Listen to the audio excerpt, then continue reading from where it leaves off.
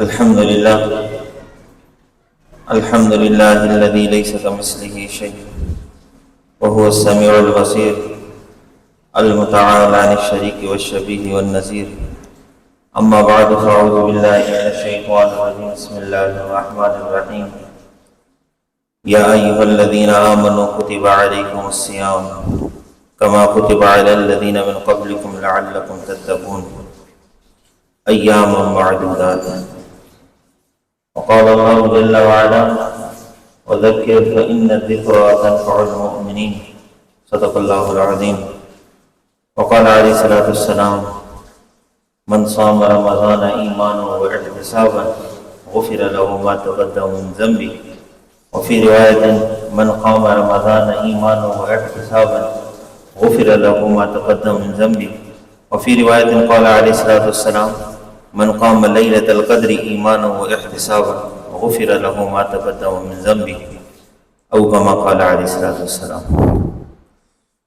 میرے محترم، اللہ رب العزت نے بہت مبارک مہینہ ہمیں عطا فرمایا ہے. یہ رمضان کا مہینہ بہت مبارک برکتوں والا مہینہ. اللہ کے محبوب صلی اللہ علیہ وسلم رجب کے مہینے سے ہی رمضان کے لیے دعائیں فرماتے تھے. اللہم بارک لنا فی رجب و شعبان وبلغنا رمضان. اے اللہ ہمارے لیے رجب اور شعبان میں برکت عطا فرما اور ہمیں رمضان تک پہنچا، یعنی رمضان کی برکتوں سے ہمیں محروم نہ فرمانا. اور یہ رمضان کا مہینہ انتہائی مبارک مہینہ، اللہ کی رحمت بندے کی طرف متوجہ ہوتی ہے. اللہ رب العزت دعاؤں کو قبول کرتے ہیں. اللہ رب العزت کی طرف سے معافی کے اعلانات ہوتے ہیں. رمضان کی ہر رات میں مغفرت کے اعلانات ہوتے ہیں.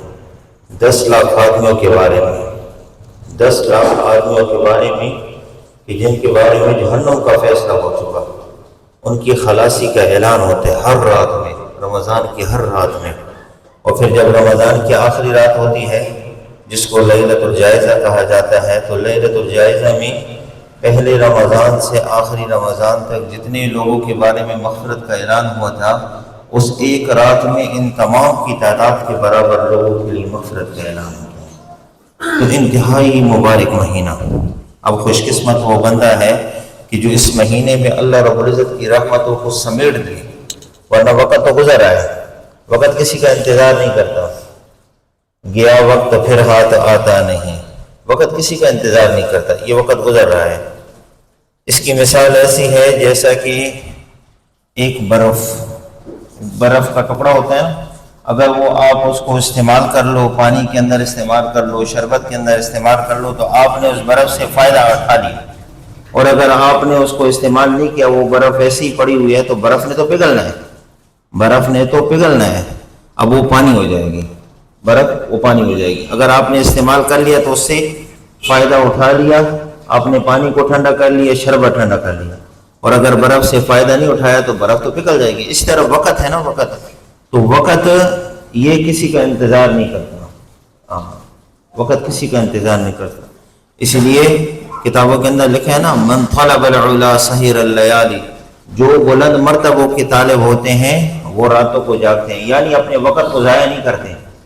جو بلند مرتبوں کے طالب ہوتے ہیں وہ اپنے وقت کو ضائع نہیں کرتے. اور رمضان روزہ ایک ایسی عبادت ہے جس کے بارے میں اللہ رب العزت نے خود فرمایا کہ روزہ جو ہے وہ میرے لیے، ان الصوم لی وانا اجزی بہ، روزہ میرے لیے ہے اور میں ہی اس کا بدلہ دوں گا. حالانکہ باقی عبادت بھی بندہ اللہ کے لیے کرتا ہے، نماز بھی اللہ کے لیے پڑھتا ہے، اسی طرح حج بھی بندہ اللہ کے لیے کرتا ہے، زکوٰۃ بھی بندہ اللہ کے لیے ادا کرتا ہے. لیکن روزے کے بارے میں خاص طور پر اللہ رب العزت نے یہ فرمایا کہ روزہ میرے لیے ہے اور میں ہی اس کا بدلہ دوں گا.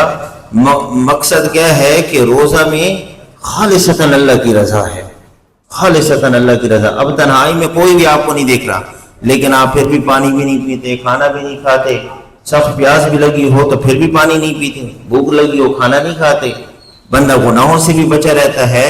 تو اس میں مقصود کیا ہے جی؟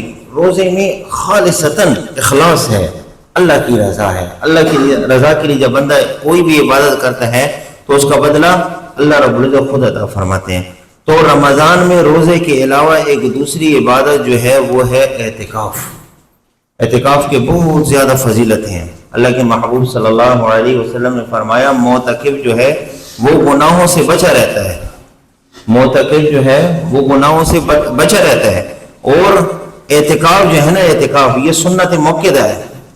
آپ صلی اللہ علیہ وسلم ہجرت فرما کر جب مدینہ طیبہ تشریف لے گئے، آپ صلی اللہ علیہ وسلم نے جتنا عرصہ بھی مدینہ طیبہ میں گزارا نا، صرف 1 سال ایسا تھا فتح مکہ کے وقت. فتح مکہ میں آپ صلی اللہ علیہ وسلم اعتکاف نہیں فرما سکے. اس کے علاوہ آپ صلی اللہ علیہ وسلم نے ہر سال اعتکاف فرمایا، ہر سال. ابھی رمضان سے پہلے ایک دوست بیٹھے ہوئے تھے، وہ کہنے لگے کہ ہمارے قاری صاحب ہیں جو وہ پورے مہینے کا الحمدللہ اعتکاف کرتے ہیں نا، تو وہ دوست کہنے لگے کیا یہ پورے مہینے کا اعتکاف بھی ثابت ہے کسی سے؟ میں نے کہا اللہ کے محبوب صلی اللہ علیہ وسلم سے ایک عمل جو ثابت ہے نا وہ سنت ہے. اور یہ عبادت جو ہے نا، جتنی بھی مسنون عبادتیں ہیں، ان مسنون عبادتوں میں سب سے بہترین عبادت جو ہے وہ اعتکاف ہے. اعتکاف میں کیا ہوتا ہے؟ یکسوئی ہوتی ہے، یکسوئی. تنہائی میں بندہ اللہ کی عبادت یکسوئی ہوتی ہے. اور یہ صرف آپ صلی اللہ علیہ وسلم کے دور میں نہیں، یہ شروع زمانے سے ہی، شروع زمانے سے.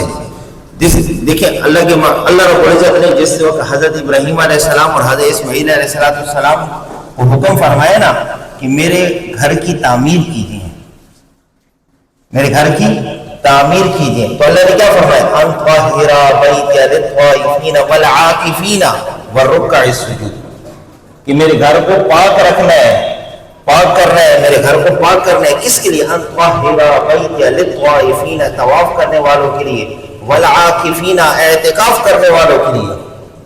تو مقصد کیا ہے کہ اعتکاف یہ آپ صلی اللہ علیہ وسلم کے دور سے شروع نہیں ہوا، یہ شروع زمانے سے اعتکاف ہو رہا ہے، شروع زمانے سے. اور یہ مشرکین جو تھے نا، مشرکین یہ بھی بتوں کے پاس یکسوئی میں بیٹھا کرتے تھے. بتوں کے پاس جس طرح حضرت ابراہیم علیہ السلام نے اپنے والد سے کہا کہ ما ھذی التماثیل التی انتم لھا عاکفون، یہ جو آپ لوگوں نے اپنے ہاتھ سے بنائی ہوئی یہ جو بت وغیرہ ہیں، ان کے پاس تم آپ لوگ کیا کرتے ہیں؟ ما ھذی التماثیل التی انتم لھا عاکفون، تم اس کے پاس اعتکاف کرتے ہو، تنہائی میں بیٹھتے ہو. مقصد کیا ہے؟ یہ اعتکاف یہ ابھی کا نہیں ہے، یہ جب سے اللہ رب العزت نے خانہ کعبہ کی تعمیر فرمائی ہے نا، اللہ کے حکم سے خانہ کعبہ کی تعمیر، اس وقت سے اعتکاف ہو رہا ہے. اور اللہ کے محبوب صلی اللہ علیہ وسلم نبوت سے پہلے، اللہ کے محبوب صلی اللہ علیہ وسلم غار حرا میں اعتکاف فرماتے تھے. غار حرا میں اللہ کے محبوب صلی اللہ علیہ وسلم، اور غار حرا میں اللہ کے محبوب صلی اللہ علیہ وسلم کے اوپر پہلی وحی بھی نازل ہوئی، پہلی وحی قرآن نازل ہوا.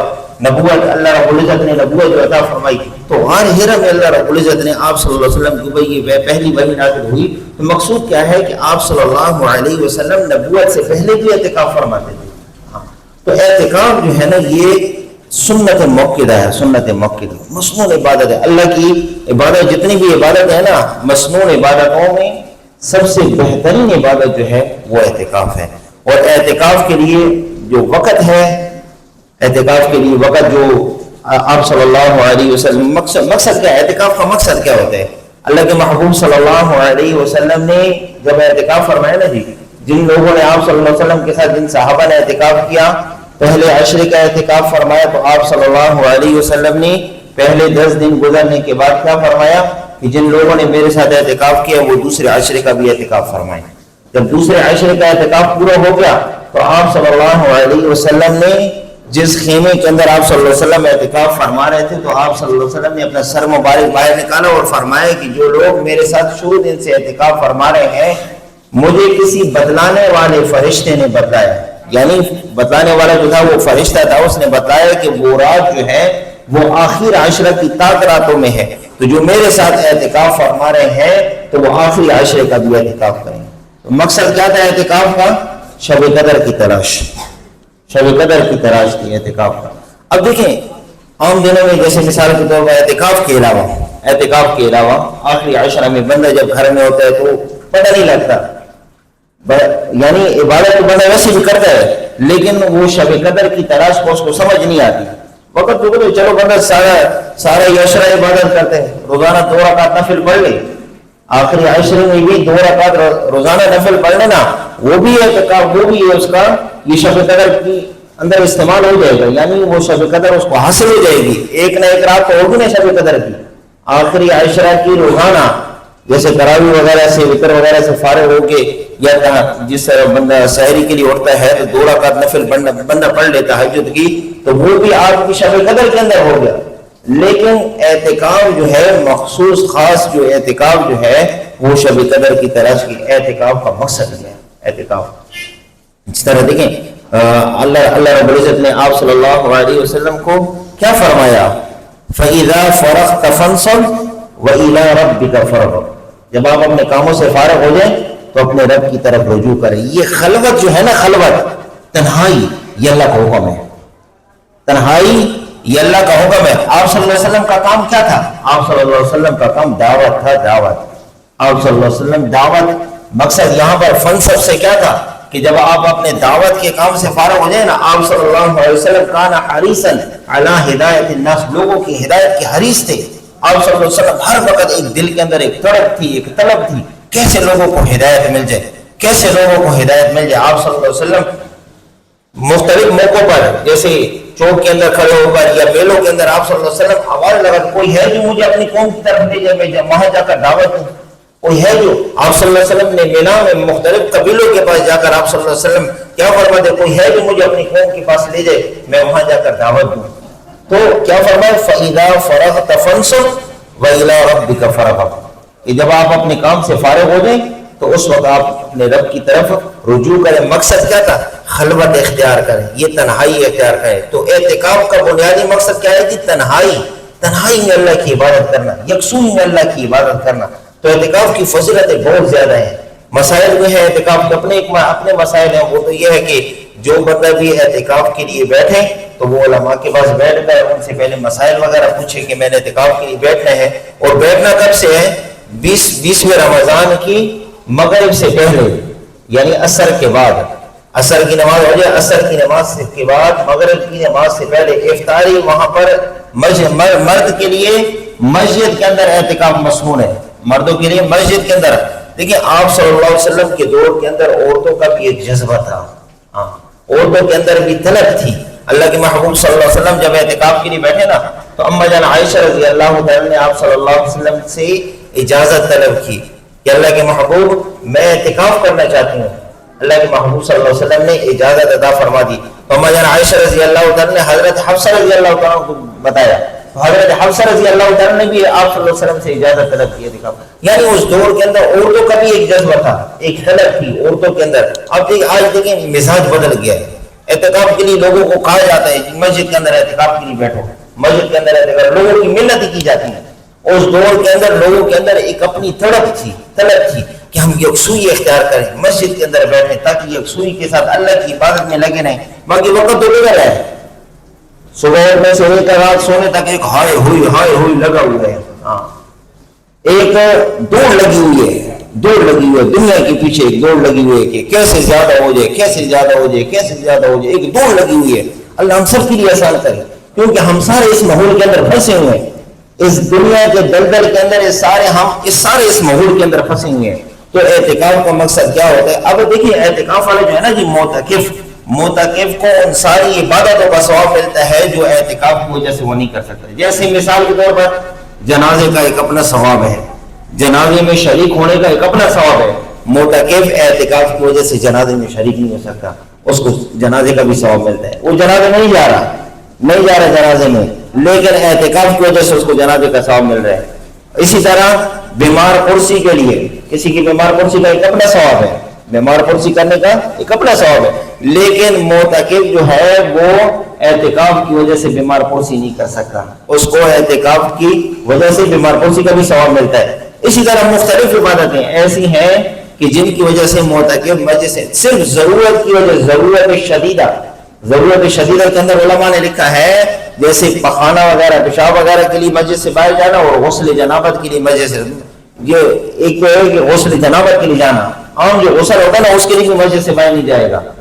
معتکف جو ہے عام غسل کے جیسے نہانے کے لیے مسجد، اس کو طلب ہوئی کہ گرمی بہت ہے جاتا ہوں نہانے کے لیے، نہیں، مسجد سے باہر نہیں، اس سے اس کا اعتکاف ٹوٹ جائے گا، مسنون اعتکاف جو ہے نا وہ ٹوٹ جائے گا۔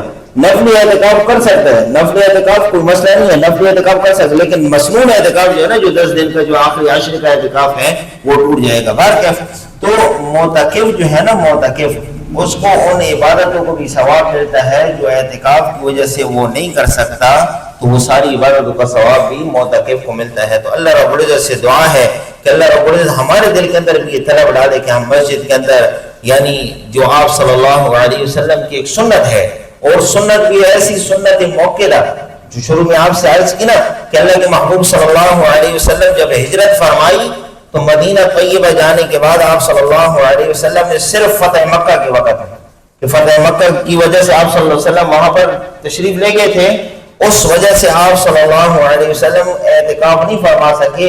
اس کے علاوہ آپ صلی اللہ علیہ وسلم نے ہر سال اعتکاف کیے، آپ صلی اللہ علیہ وسلم نے ہر سال اعتکاف کیا۔ تو اللہ رب العزت سے دعا ہے کہ اللہ رب العزت ہمیں بھی جذبہ عطا فرمائے، ہم اپنے گھروں میں بھی ترغیب دیں۔